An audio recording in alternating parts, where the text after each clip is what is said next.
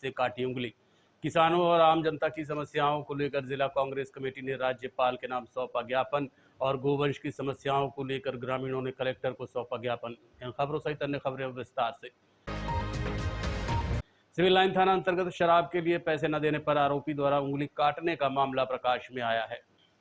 नरेंद्र नगर अमैया के रहने वाले अशोक तिवारी ने बताया कि वो किसी काम से ढेकाहा की तरफ गए थे। करीब 12 बजे के आसपास ढेकाहा तिराहे से आगे अभिषेक तिवारी, जो कि भलुआ का रहने वाला है, उनसे मिला और 500 रुपए मांगे। जब मैंने नहीं दिया तो गालियां देने लगा और मारपीट की। इसके अलावा दाहिने हाथ की उंगली दांतों से काट लिया। पीड़ित उंगली को साथ में लेकर सिविल लाइन थाने पहुंचा और रिपोर्ट दर्ज कराई। वहीं सूत्रों की माने तो पूरा मामला राजनैतिक है। बताइए, सिविल लाइन थाने आए थे, क्या घटना हुई थी आपके साथ? मैं कल ढेकाहा तिराहे से आगे जा रहा था। वहाँ पे ये 4-5 आदमी खड़े थे, अभिषेक तिवारी उर्फ नितिन के साथ। मेरी गाड़ी रोक लिए, मुझसे पैसे की मांग करने लगे। मैंने पैसा देने से मना कर दिया कि मेरे पास पैसा नहीं है। लपट पड़ा, पकड़ के मारने लगे सभी लोग, लात घूंसे से कचरने लगे मुझे और ये मेरी उंगली काट दिया, मुंह में डाल लिया और लोग मारते थे। ये देख लीजिए, उंगली कटी है नाखून सहित, और मुझे अचेत अवस्था में छोड़ दिए और इसके बाद भाग गए मार के कचर के हमको।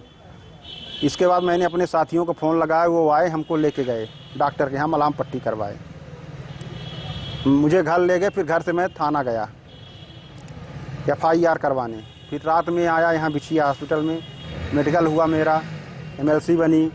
इसके बाद यहाँ से गया तो FIR दर्ज हुई। क्या नाम है उसका जो मारपीट की? अभिषेक तिवारी उर्फ नितिन। कहाँ पर घटना घटी थी? ये ढेकाहा तिराहा के आगे तिवारी होटल के बगल में। कितने बजे घटना हुई? ये 12 बजे के लगभग घटना है दिन की। कौन है ये अभिषेक तिवारी, जानते हैं? ये अभिषेक तिवारी भलुआ का है, सिमरिया विधान। क्या करता है अभिषेक तिवारी? अभिषेक तिवारी का हो गया आना जाना था। काम क्या करते हैं? काम हम तो काम करते हैं, प्राइवेट जॉब करते हैं, मगर ये हो गया, इसका भी आना जाना था, जान पहचान थी। सिमरिया विधायक अभय मिश्रा पर एक युवक के साथ मारपीट करने का गंभीर आरोप लगाया गया है।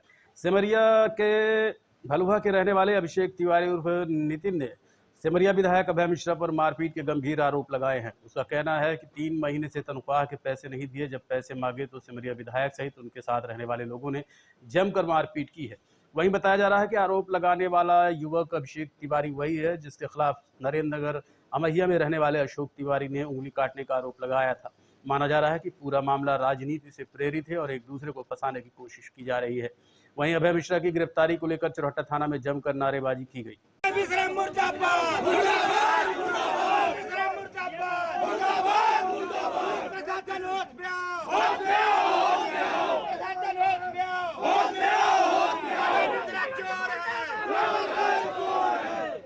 मुझे लगभग 11:30-12 बजे किसी का भलुआ से फोन आया, भलुआ गांव से, कि लोगों ने कहा कि हम लोग भलुआ गांव के लोग सब इकट्ठा हैं। एक कर्मचारी अभय मिश्रा के यहाँ काम करता था, उसको बेड़ कर बंधक बनाकर बहुत मारा है। मैंने आशीष मिश्रा TI को रात में लगभग 11:15 बजे फोन किया कि आप देख लो, मारपीट हुई है, उस पर कार्यवाही करना उचित जो होगा। 12 बजे मुझे फिर फोन आया कि हम लोग थाने पर हैं 12:15 बजे, और जिस पुलिस वाले के खिलाफ पास में हम लोग FIR कराने गए हैं, उसने अभय मिश्रा को फोन लगा दिया है और अभय मिश्रा का कॉल मेरे पास चारों तरफ से, चारों लोगों के बीच में आ रहा है। तो मैंने TI को फिर फोन लगाया। हमने कहा, देखिए, आपके यहाँ कोई जो जिसको आपने ड्यूटी लगाई है उसने अभय मिश्रा को फोन कर दिया है और अभय मिश्रा उसके ऊपर दबाव बना रहा है और वो डर के मारे, परिवार जो उसके लोग हैं सब डर के मारे तितर बितर भाग रहे हैं। 12 बजे होके मैं सो गया। सुबह जब मैं 6 बजे उठा, 7 बजे, तो मुझे संबंधित का वीडियो गांव वालों ने भेजा कि वो रात में गायब रहा। तो 2:30 बजे उसके माँ बाप उसको ढूंढ कर पाए किसी तरीके से, और माँ बाप ढूंढकर किसी जगह पर छुपे रहे और छुप के सुबह से वो पुलिस से कह रहे हैं कि उचित कार्यवाही, उचित FIR। आप लोग चोट देख रहे हैं, इसी तरह की चोट पर सिरमौर के अंदर जनपद CO के केस में 307 कितनी गंभीर धाराएं लगाई गई, और इसी केस में पुलिस रात भर 10 घंटे के अंदर MLC पहली बार हमने सुनी, पहली बार हमने ये सुनी किस कदर पुलिस ने मिली भगत करके और लगातार असंवेदनशीलता का जो परिचय दिया है रीवा की पुलिस ने, वो बहुत गंभीर बात है। हम लोग ये सब बात देखिए क्या होता है, ये जब हम लोग नहीं लड़ पा रहे हैं, जिस तरह से देख रहे हो आप किस तरह से पुलिस जबरदस्ती यहाँ कर रही है, इस गरीब के जान है, इस गरीब के, इस माँ बाप के, ये न्याय ले सकते हैं क्या? ये न्याय के लिए संघर्ष कर रहे हैं, इनसे फर्जी साइन कराया जा रहा है, इनसे जबरदस्ती साइन कराया जा रहा है। किस कदर इनकी संलिप्तता है, ये हम लोग मुख्यमंत्री जी के और पूरे सभी के संगठन में और अपनी सरकार में संज्ञान में लाएंगे कि असंवेदनशीलता की पराकाष्ठा है। हमारी भारतीय जनता पार्टी की सरकार, जहां हम समाज के अंतिम छोर पर खड़े हुए व्यक्ति के लिए उसके सुख दुख को दूर करने के लिए काम कर रहे हैं, वहीं यहाँ पर हमारे मोहन यादव जी की, हमारे मुख्यमंत्री जी की मंशा पर पलीता लगाने का काम चोरहट्टा की थाना पुलिस और यहाँ की सीएसपी कर रही हैं। आपने सीएसपी का रवैया, असंवेदनशीलता की पराकाष्ठा देखी। महिलाओं को तो संवेदनशील होना चाहिए। माँ बाप रो रहे हैं, किस कदर रो रहे हैं, उन्होंने असंवेदनशीलता की पराकाष्ठा कर दी। उन्हीं को हाथ पकड़ के घसीट रहे हैं, उन्हीं के साथ धमकी दे रहे हैं। ये तब मुझे यहाँ पर लोगों ने आग्रह किया कि आप आ जाइए, नहीं तो यहाँ जिसके साथ मारपीट हुई उसी के साथ पुलिस वाले भी मारपीट करने वाले। आप लोगों ने पूरा घटनाक्रम लगातार रिकॉर्ड किया है। मैं आपके माध्यम से अपील करना चाहता हूं कि इसको न्याय मिले। जिस तरह से इसको गंभीर चोटें हैं, हल्की फुल्की धाराएं लगाकर, थाना जमानती की धाराएं लगाकर पुलिस अपराधियों का संरक्षण करने का काम, अब पुलिस दबाव में है। वो विधानसभा लगाते, कुर्ता फाड़ते विधानसभा के अंदर, इसीलिए फाड़ते कि एक टीआई सस्पेंड हो जाएगा, तो ये डर के मारे फिर। और उस घटना के बाद जो उन्होंने विधानसभा में गलत तरीके से कुर्ता फाड़ा, उस घटना के बाद ये दूसरी घटना है। भागीरथी शुक्ला के साथ पहले मारपीट कराई और अब इस व्यक्ति के साथ भी, इस बालक के साथ भी, इस गरीब के साथ भी उन्होंने मारपीट कराई। घटना की जानकारी के बाद पीड़ित अभिषेक तिवारी के परिजन भी मौके पर पहुंचे और अपनी पीड़ा मीडिया के माध्यम से साझा की। घटना भैया, यार विधायक मार डाल के मेरे लड़का का। कौन विधायक? विधायक काहे के लिए मारपीट हुई? या अपन तनख्वाह मांग रहा, 3 महीने से, साल भर से रहा, साल भर से रहा अपन तनख्वाह मांगी। अब 6-7-8 हजार रुपया दिहन तक तक था, खाद लगे। वहाँ का नौकरी करत रहे? नौकरी करत रहा, नौकरी करत रहा। क्या काम करत रहा? अब हम ये नहीं जानी जा कर बाबर रहा हो या जल। अरे ये कब हो भय मारपीट? ये काल हम 12 बजे कहे रहते 8-7-8 बजे मारे ला गए। महीना था, मैं बोला पैसा मेरा दे दो, घर में खेती किसानी करना है। तो बोले नहीं देंगे पैसा। शाम के 6 बजे विधायक आएंगे तो निकाह से पैसा देंगे, निकाह से। ठीक है, हो गया। अभय मिश्रा शाम के 6 बजे आए, 6:30 बजे की एक कांध है। 6:30 बजे आए तो मैं उनको बैग वैग अंदर रखाया। भाभी जी बोले चाय बना दो 1 कप। मैं आधी चाय बनाया। चाय बनाने के बाद ये हुआ, भैया का फ़ोन आया मेरे में, अभय मिश्रा का। बोले तुम जल्दी पोस्टल ऑफिस की तरफ आओ, चाय वो छोड़ दो। मैं क्या जानूँ क्या राजनीति है। अरे रे मरी आप। फिर इसके बाद मैं गया, उधर से अभय मिश्रा पोस्टल ऑफिस से उदित ऑफिस आ रहे थे, अधबीचे मिले। मैं गया तो हमको 5-7 आवर पहले मारे अभय मिश्रा सिमरिया विधायक। फिर इसके बाद अनूप द्विवेदी से, गेट वाले से लाठी मंगवाई, तो 20-25 लाठी हमको गिन के मारी। फिर इसके बाद गनमैन, उनका सरकारी गनमैन मिलता है, उसका नाम नहीं जानता, नया आया, 15 दिन हुआ, ये वो भी मारा। फिर इसके बाद उधर सब चारों को, दोनों को एक गेट बंद करके हमको 2.5 घंटा उनके चमचों मारी। पुष्पेन और सुदामा वर्मा, संदीप, उनका ड्राइवर दीपक द्विवेदी और ऑफिस के 3-4 अशोक तिवारी और 3-4 लोग, और ऑफिस के 3-4 लोग बाहर से मंगाए थे, ये मारे। फिर मैं शाम के कैसो निकला बाहर, शाम में मैं यहाँ रिपोर्ट करने आया, चोरहट्टा थाना में रिपोर्ट करने आया। तो मैं 2 बजे रात आया चोरहट्टा थाना, 2 बजे रात। मैं पहले जंगल में थे, जंगल में 2 बजे चोरहट्टा थाना आया तो एक सर बोल रही हैं तुम्हारा रिपोर्ट नहीं लिखा, अभय मिश्रा का नाम ले रहे हो तो अभय मिश्रा के नाम से रिपोर्ट नहीं लिखा, आप चले जाओ। मैं चला गया। फिर इसके पहले एक और कांड हुआ, इसके पहले भागीरथी शुक्ला जी के साथ कांड हुआ, उसमें मैं था।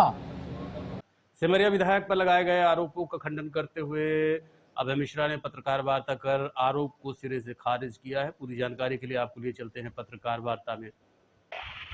कल मैं 12 बजे की फ्लाइट से बॉम्बे से चला। मैं 3-4 बजे के लगभग 4 बजे के लगभग इलाहाबाद आया। लगभग 6 साढ़े 6 बजे मैं यहाँ आया। जब मैं बॉम्बे एयरपोर्ट में था तो मेरा एक कर्मचारी है अशोक त्रिपाठी, उसने मुझे फ़ोन किया कि भैया ये मारपीट ये होगा। तो मैं सोचा कि यह डिस्टर्ब कर रहे, तो मैंने उसको डांट के चुप करा दिया कि चलो बाद में आएंगे बात करें। मैंने कुछ सुना ही नहीं। जब मैं यहाँ आया तो वो रोने लगा, बताने लगा कि ऐसा है। तो मैंने पहले नॉर्मल सोचा, फिर वो अब अंगुली लिए एक पॉलीथीन में खड़ा था, अंगुली लिए कि ये मेरी अंगुली है। और जब देखा तो एकदम सिहर गया और कि ऐसा भी कैसे। तो हमने बोला कि कैसे, तो बोला इससे हमारे दांत में। तो हमने कहा ये कौन? तो वो एक करके रितिल करके लड़का है, पहले हमारे गाय लगाता था, कोई परमानेंट हमारा कर्मचारी नहीं है, क्षेत्र के नाते कभी आ जाता था, अभी इधर बहुत दिनों से नहीं आ रहा था, फिर कभी आ जाए। जैसे उससे उसका झगड़ा हुआ होगा, उसका और भी कई लोगों से झगड़ा हुआ। तो इसने उसकी उंगली काटी होती। तो मैंने दोनों को डांट टपट के फिर जब उसको मैंने बुलाया फ़ोन लगा के, कहाँ है? तो बोला यहीं। तो हमने कहीं धरा।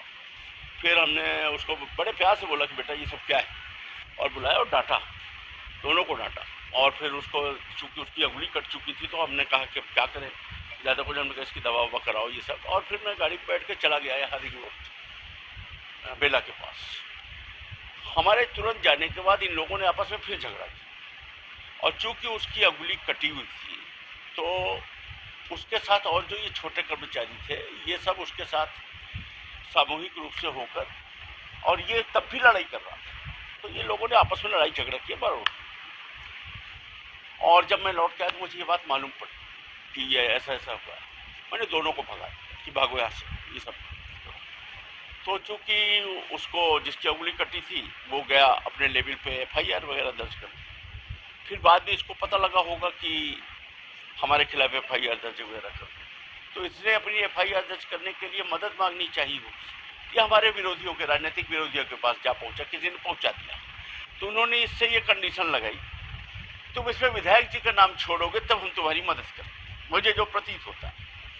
और इसी के नाम पर, नहीं तो अभी वो हमारा नाम अलग कर दे तो किसी को कोई लेना देना। आप भी समझ रहे हो इस चीज। 323 लेवल की उसकी मारपीट है, झापड़ लाठी डंडे जो भी हो, कोई टूट फूट तो है नहीं, छोटा सा मामला है। तब भी लोगों को इस पे ज़्यादा इंटरेस्ट है कि हमारा नाम उस पर वो हो जाए। तो उसको उसके लिए प्रिपेयर किया और उससे उल्टा सीधा बयान वयान दिलवाना, और फिर वही आप लोगों के सोशल मीडिया वगैरह में देखा होगा है। और अब उसी में ये लोग लगे हुए हैं। शुक्ला जी का इसमें मेन इंटरेस्ट है, राजेंद्र शुक्ला जी का, और हमारे जो पूर्व विधायक थे पुराने, ये सब लोग मिलकर थाने में वही पूरी बीजेपी मंडली लगी हुई है कि विधायक जी का नाम FIR।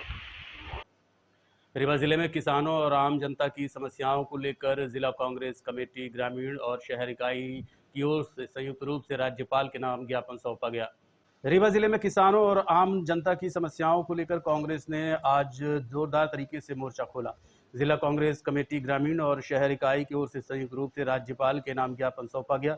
ज्ञापन में खाद, पानी, बिजली की किल्लत से लेकर कानून व्यवस्था, नारी सुरक्षा, नशे का फैलाव, नकली खाद और बीज, अवैध शराब बिक्री जैसे कई गंभीर मुद्दों को उठाया गया। कांग्रेस नेताओं का कहना है कि जिले में किसानों को DAP और यूरिया समय पर नहीं मिल रही है और खाद की कालाबाजारी चरम पर है। इसके साथ ही नकली बीज और दवाओं की भी खुलेआम बिक्री हो रही है। वहीं नशे की बढ़ती वारदातें आए दिन परेशानी में डाल रही हैं। प्रदेश का, हमारे जिले का किसान खाद की समस्या से परेशान है। सहकारी समितियों से उसको खाद नहीं मिल पा रही। अभी थोड़े दिन पहले वो बीज की समस्या से जूझ रहा था, अब खाद की समस्या से जूझ रहा है। और दूसरी बात यह है कि जो कीटनाशक मिल रहे हैं वो कीटनाशक पूर्णतः नकली कीटनाशक है। फसल किसान की खराब हो रही है, और किसान की तो पूरी मेहनत पानी पे पड़ रही है। जब उसे बिजली चाहिए तो बिजली नहीं मिलती, जब उसे खाद चाहिए तो खाद नहीं मिलती, जब उसका फसल तैयार हो जाती है तो आवारा पशु फसल खा लेते हैं। गौशाला सड़क पर है, जगह जगह गौशालाएं खुल रही हैं, पर गौशाला सड़क पे है। हमारे उप मुख्यमंत्री राजेंद्र शुक्ला जी रोज गौशाला निरीक्षण करने के लिए जाते हैं सिमरिया, और बसामन मामा है, नाइट हॉल्ट कर रहे हैं, और वहां आप जाके चले जाओ तो गौशाला पूरी सड़क में दिखती है, गाय गौशाला के अंदर ही नहीं है। तो ये हालत है यहाँ की। बिजली की कटौती तो आप देख रहे हो कि शहर में इतनी ज्यादा है, तो ग्रामीण में क्या हालत होगी। हमारा किसान परेशान है, आत्महत्या पे मजबूर है, महंगाई आसमान छू रही है। इन तमाम बातों को लेकर आज हमने ज्ञापन जो है महामहिम के नाम संबोधित ज्ञापन कलेक्टर के नाम सौंपा। आप लोग अच्छी तरीके से जानते हैं कोरेक्स और मादक पदार्थों के खिलाफ हम लोगों ने 1 हफ्ता लंबा हड़ताल चलाई थी, पर क्या कुछ अंतर है? क्या कोरेक्स की बिक्री में कहीं रोक आई? क्या शराब की पैकारी में कोई अंतर आया? कुछ नहीं आया। तो मोहन सरकार के जितने प्रशासनिक अधिकारी हैं सब पूरी तरीके से भ्रष्टाचार में लिप्त हैं।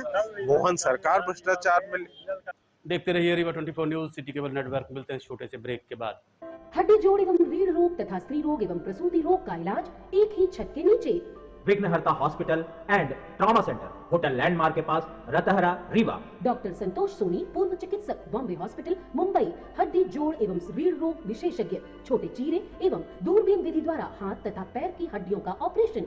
गठियाबात, जटिल एवं बिगड़े हुए फ्रैक्चर का बेहतर इलाज करते हैं डॉक्टर संतोष सोनी। विघ्नहर्ता हॉस्पिटल ट्रॉमा सेंटर में ही स्त्री एवं प्रसूत रोग विशेषज्ञ डॉक्टर शैलजा सोनी भी उपलब्ध हैं, जिनकी देखरेख में नॉर्मल डिलीवरी, सिजेरियन ऑपरेशन एवं बच्चेदानी से संबंधित ऑपरेशन की बेहतर सुविधा। संतानहीन दंपत्ति तत्काल संपर्क करें।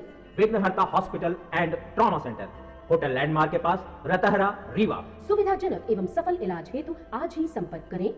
विघ्नहर्ता hospital and trauma centre, hotel landmark के पास, रतहरा, रीवा। मोबाइल नंबर 7828781983 अथवा 8462956774 पर। सिरमौर जनपद की ग्राम पंचायत तेंदुन से ग्रामीणों ने पशुओं की बढ़ती समस्याओं को लेकर प्रशासन से गुहार लगाई है। ग्राम पंचायत तेंदुन के सरपंच ने बताया कि जनपद पंचायत सीईओ को पत्र लिखकर बताया गया है कि गांव में आवारा गोवंश की संख्या तेजी से बढ़ रही है, जिसमें किसानों की फसलें लगातार नुकसान हो रही है। ग्रामीणों का कहना है कि जब से पंचायत क्षेत्र की गौशाला को हटा दिया गया है तब से ये समस्या और गंभीर हो गई है। पत्र में यह भी उल्लेख है कि कई बार अधिकारियों को इस समस्या से अवगत कराया गया, लेकिन अब तक कोई ठोस समाधान नहीं निकला। सरपंच ने मांग की है कि गांव में एक बार फिर से स्थायी गौशाला की व्यवस्था की जाए ताकि आवारा पशुओं पर नियंत्रण लगाया जा सके और किसानों को राहत मिल सके।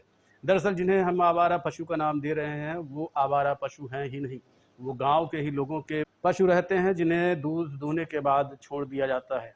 कुछ दिन पहले कलेक्टर ने घोषणा की थी कि ऐसे पशुओं को चिन्हित कर जुर्माना लगाया जाएगा, लेकिन बात घोषणा तक ही सीमित रह गई। ज्ञापन सौंपने आए हैं गौवंश के लिए। गौवंश की बहुत बड़ी समस्या है, साथ में हमारे किसान भाई हैं। सर आपके कलेक्टर का निर्देश था कि गौवंशों को गौशाला भेजा जाए, तो हम लोगों ने बड़ी व्यवस्था करके 2-3 दिन में करीब 100 गौवंश पकड़े हैं। उसके बाद गौशाला लेके गए, वहाँ कोई सुनवाई नहीं, वहाँ बोले कि लेके जाइए कलेक्ट्रेट में बांधिए। हिनौती गौशाला हम लोग लेके गए थे, बड़ी अभद्र भाषा का प्रयोग भी वहाँ किया गया कि कोई व्यवस्था नहीं है गौवंशों की।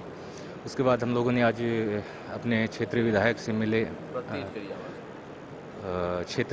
मिले तो उन्होंने कहा कि यहाँ क्यों आए हैं, आप लोग जनसुनवाई में जाइए। तो उसके बाद फिर हम लोग यहाँ जनसुनवाई में आए हैं। मतलब अब ये है कि उनको विधायक हम लोगों ने चुना है, उसके बाद वो कहते हैं कि कलेक्टर के पास जाइए, हमारे पास मत आइए। यहाँ सब परेशान करते हैं, रात में जाते हैं 9 बजे जाते हैं और फिर वहाँ घुस के तोड़ के बारी खा लेते हैं धान।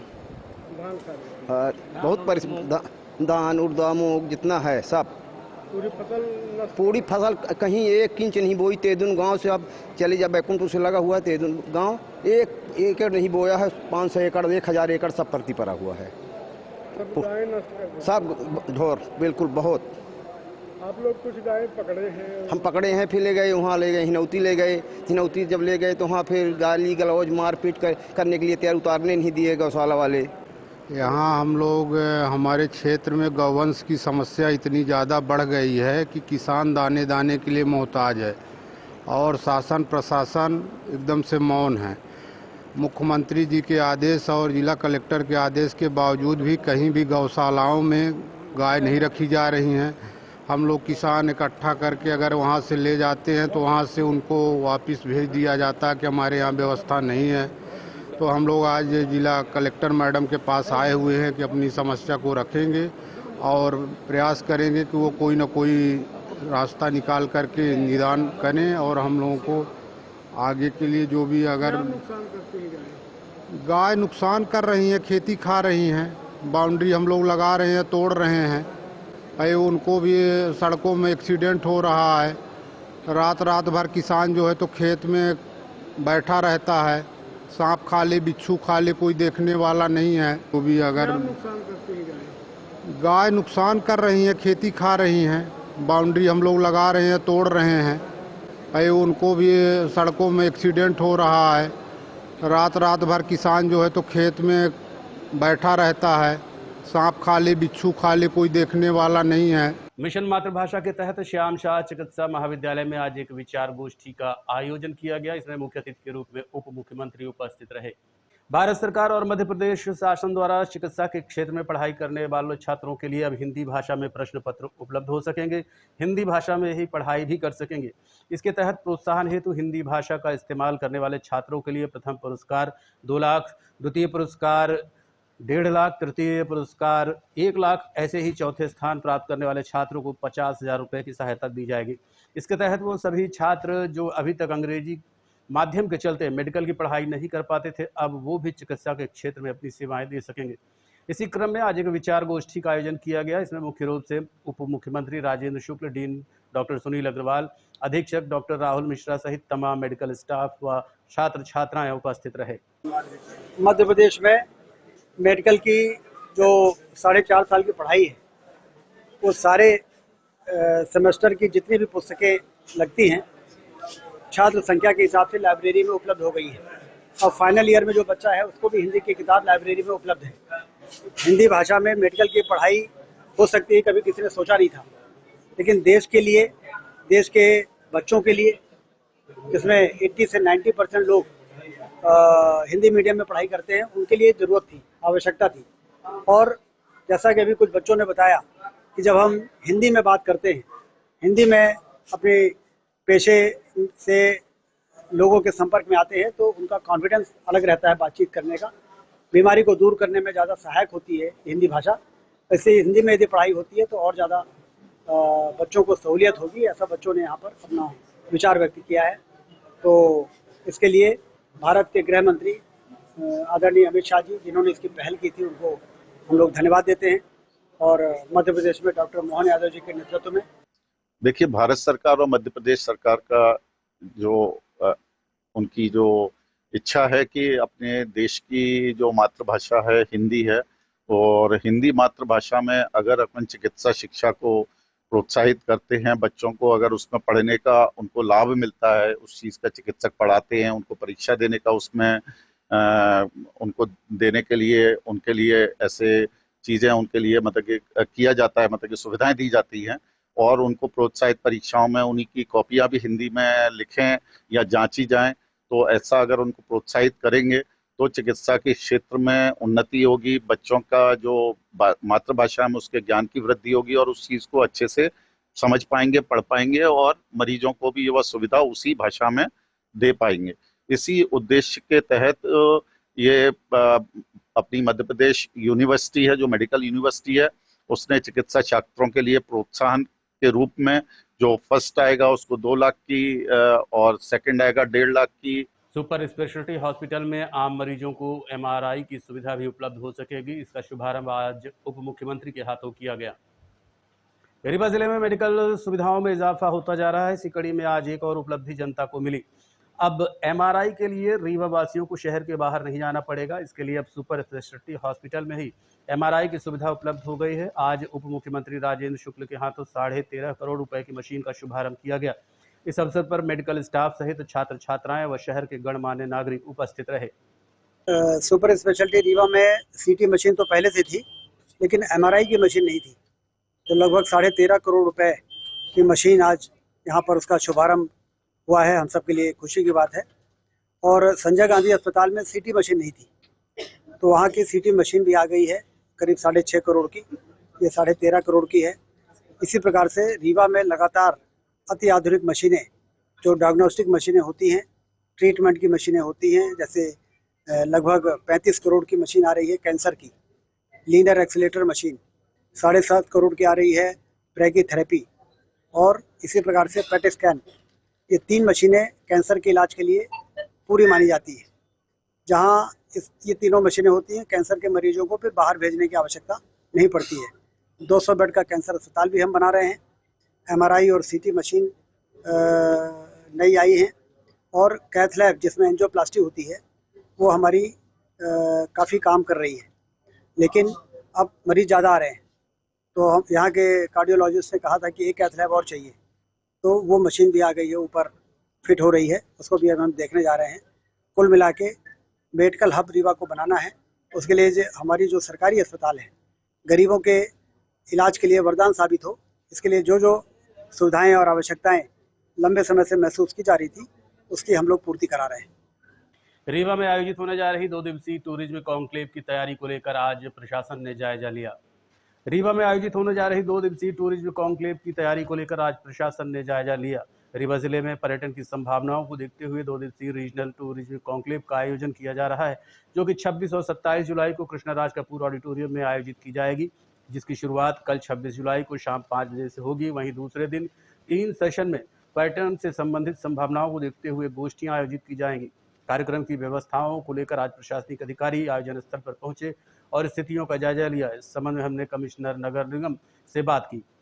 26 और 27 जुलाई को रीजनल टूरिज्म कॉन्क्लेव का आयोजन रीवा में होने जा रहा है। आप जैसे कि देखेंगे कृष्णराज कपूर ऑडिटोरियम में ये 2 दिवसीय प्रोग्राम होना है। कल 5 बजे से लेकर 8:30 बजे तक का पहला दिन का कार्यक्रम है, जिसमें माननीय मुख्यमंत्री जी के हाथों इसका इनॉग्रेशन होना है। सभी माननीय जनप्रतिनिधिगण इसमें सम्मिलित होंगे। रीवा के जो इन्वेस्टर्स है, जो बाहर से कुछ इन्वेस्टर्स आ रहे हैं, उनका भी इसमें शिरकत होगी। नेक्स्ट डे उसमें 3 सेशंस अलग अलग रखे गए, जिसमें रीवा और विंध्य क्षेत्र से जुड़ी जो पर्यटन की संभावनाएं हैं, उन पर 3 सेशंस भी रखे गए हैं।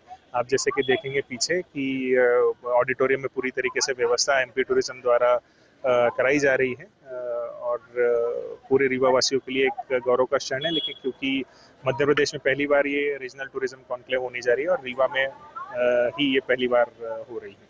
देखते रहिए Rewa 24 news, city cable network. मिलते हैं छोटे से ब्रेक के बाद।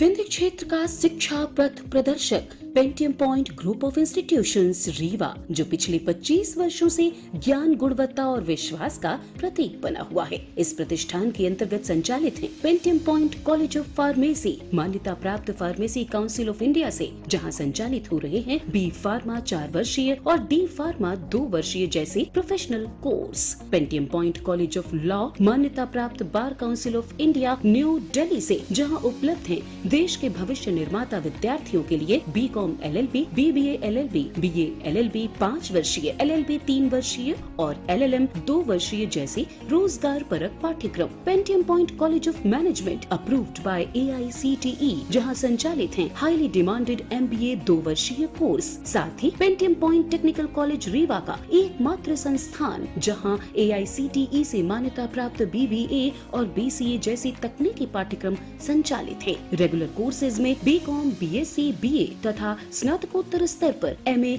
History, economics, sociology, MSc chemistry, biotechnology, computer science और PGDCA डिप्लोमा भी उपलब्ध है। यहाँ शिक्षण कार्य नेट, सेट व PhD धारक प्राध्यापकों द्वारा कराया जाता है। साथ ही उच्च गुणवत्ता की प्रयोगशालाएं, pharmacy lab, biotechnology lab, computer lab, moot court और विशाल पुस्तकालय संस्थान की विशेषताएं हैं। बौद्धिक और सांस्कृतिक गतिविधियों के लिए एक अत्याधुनिक ऑडिटोरियम, खेल गतिविधियों हेतु इंडोर और आउटडोर स्टेडियम, जहां शिक्षा के साथ संपूर्ण व्यक्तित्व का विकास सुनिश्चित है। So please visit Pentium Point where vision meets excellence. Admission open, so visit today. Pentium Point group of institutions Rewa, जी हाँ, विंध्य क्षेत्र का शिक्षा पथ प्रदर्शक Pentium Point group of institutions Rewa, जो पिछले 25 वर्षों से ज्ञान, गुणवत्ता और विश्वास का प्रतीक बना हुआ है। Yes, one and only Pentium Point Group of Institutions, Rewa. प्रधानमंत्री कॉलेज ऑफ एक्सीलेंस शासकीय आदर्श विज्ञान महाविद्यालय रीवा में आज़ादी की जंग में शहीद हुए अमर जवानों की स्मृति में एक खास कार्यक्रम का आयोजन किया गया। प्रधानमंत्री कॉलेज ऑफ एक्सीलेंस शासकीय आदर्श विज्ञान महाविद्यालय रीवा में आज़ादी की जंग में शहीद हुए अमर जवानों की स्मृति में ब्रेथ लेइंग सेरेमनी का आयोजन किया गया। कार्यक्रम में अतिथि के रूप में वरिष्ठ समाज सेवी एवं सेवानिवृत्त प्रशासनिक अधिकारी डॉक्टर DR सिंह और सहायक संचालक जनजातीय कार्य विभाग RN मिश्रा उपस्थित रहे। मुख्य अतिथियों ने देश की रक्षा में अपने प्राणों की आहुति देने वाले वीर जवानों को पुष्प चक्र अर्पित कर श्रद्धांजलि दी। राष्ट्रगान और मौन धारण के साथ कार्यक्रम की शुरुआत हुई। कॉलेज प्राचार्य डॉक्टर KC शर्मा ने बताया कि आयोजन युवाओं को देशभक्ति की भावना से प्रेरित करने के उद्देश्य से किया गया है। उन्होंने कहा कि देश की आज़ादी में शहीदों का बलिदान अमूल्य है, जिसे भुलाया नहीं जा सकता। आज के अंक में इतना ही। देखते रहिए रीवा 24 न्यूज़। नमस्कार।